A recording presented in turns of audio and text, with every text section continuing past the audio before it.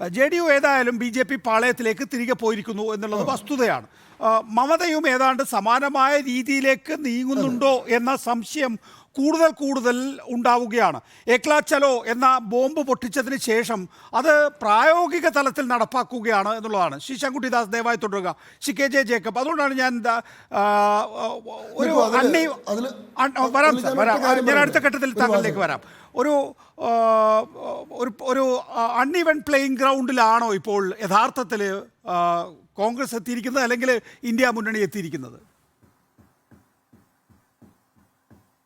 അത് ശ്രീ ശങ്കുട്ടി ദാസ് പറഞ്ഞതിനോട് എനിക്ക് യോജിപ്പുണ്ട്. അതിനകത്തൊരു സൈക്കോളജിക്കൽ അഡ്വാൻറ്റേജ് ഇപ്പോൾ ഉറപ്പായിട്ടും BJP NDA സഖ്യത്തിന് കിട്ടിയിട്ടുണ്ട്.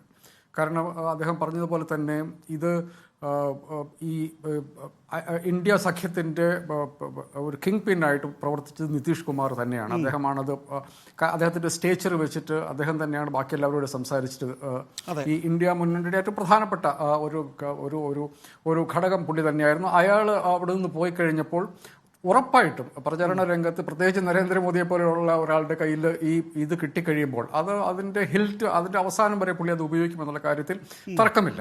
പക്ഷേ ഇതിൻ്റെ അകത്ത് ഇന്ത്യ മുന്നണിക്ക് ആകെ കൂടി ഇതുകൊണ്ട് ഒരു വലിയ പ്രശ്നമുണ്ട് എന്നുള്ളത് ഇലക്ടറൽ ടേംസിൽ എനിക്ക് തോന്നുന്നില്ല.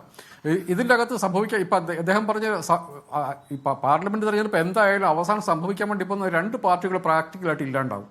ഒന്ന് JDU ഇല്ലാണ്ടാകും, ഒന്ന് കർണാടകത്തിലെ JDS. ഈ രണ്ട് പാർട്ടികൾ ഇല്ലാതാവും. ആരാണ് അതിൻ്റെ ബെനിഫിഷ്യറി എന്നുള്ളത് ഇന്ത്യ സഖ്യത്തിന് ഇനി അങ്ങോട്ടുള്ള പ്രവർത്തനത്തിൻ്റെ ഭാഗമായിട്ട് ആയിരിക്കും. കാരണം ഈ രണ്ട് സംസ്ഥാനങ്ങളും കർണാടകയും ബീഹാറും ഈ രണ്ട് സ്ഥലത്തും ഇന്ത്യ സഖ്യം എന്ത് രാഷ്ട്രീയം മുമ്പോട്ട് വെക്കുന്നോ ആ രാഷ്ട്രീയത്തിന് വലിയ സ്വാധീനമുള്ള രണ്ട് സംസ്ഥാനങ്ങളാണ് ഇത് രണ്ടും. ഇത് രണ്ടും കഴിഞ്ഞ പ്രാവശ്യം BJP സ്വീപ്പ് ചെയ്ത രണ്ട് സംസ്ഥാനങ്ങളാണ്. അവിടെ രണ്ട് സ്ഥലത്തും ഇപ്പോഴും ഇന്ത്യ മുന്നണിക്ക് വലിയ സാധ്യതകളുള്ള സംസ്ഥാനങ്ങൾ തന്നെയാണ്. പക്ഷേ സൈക്കോളജിക്കൽ അഡ്വാൻറ്റേജ് ഇപ്പോൾ ഇന്ത്യക്ക് കിട്ടിയിട്ടുണ്ട്. അതെങ്ങനെ മറികടക്കാൻ പറ്റും? ഈ പാർട്ടികളുടെ എണ്ണത്തിലല്ല, സീറ്റ് ഭരിക്കുന്ന സീറ്റിലെ ഞങ്ങൾക്കിതാണ് പറയാനുള്ളത് എന്ന് പറയാൻ കോൺഗ്രസും ഇന്ത്യ മുന്നണിയും തയ്യാറാകാത്തിടത്തോളം കാലം നികേഷ് പറഞ്ഞ് ശരിയാണ്, ഇതൊരു വൺ സൈഡഡ് അഫയർ ആയിട്ട് തന്നെ ഇരിക്കും. ഒറ്റ കാര്യം, കോൺഗ്രസ് അതിൻ്റെ രാഷ്ട്രീയം കൃത്യമായി കഴിഞ്ഞ കുറേ ദശാബ്ദങ്ങളിലായി കോൺഗ്രസ് അതിൻ്റെ രാഷ്ട്രീയം കൃത്യമായി പറഞ്ഞ ഒരു സന്ദർഭമായിരുന്നു അയോധ്യയിലെ RSS BJP പ്രോജക്റ്റിനോടുള്ള അവരുടെ റെസ്പോൺസ്. അത് RSS BJP പ്രോജക്റ്റാണ്, ഞങ്ങൾ അവിടെ വന്ന് കൈയടിക്കാനില്ല എന്ന് പറഞ്ഞത് എത്രയോ ദശാബ്ദങ്ങൾക്ക് ശേഷമാണ് കോൺഗ്രസ് അതിൻ്റെ നിലപാട് പറയുന്നത്. ആ നിലപാടുമായി മനുഷ്യരോട് ഞങ്ങൾക്ക് പറയാനുള്ള ഇതാണ് എന്ന് പറയാനുള്ള ഒരു നരേറ്റീവ് ഉണ്ടാക്കി അത് മനുഷ്യരുടെ അടുത്ത് എത്തിക്കാത്തിടത്തോളം കാലം ഈ പറയുന്ന അൺഈവൻ